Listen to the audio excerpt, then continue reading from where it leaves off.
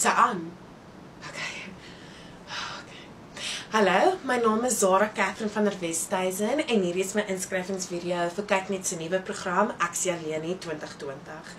Ek is 21 jaar oud met pragtige blou-groen oë. Ek bly in Hermanus saam met my ouers, maar is nie permanent nie. Ek het tog drome.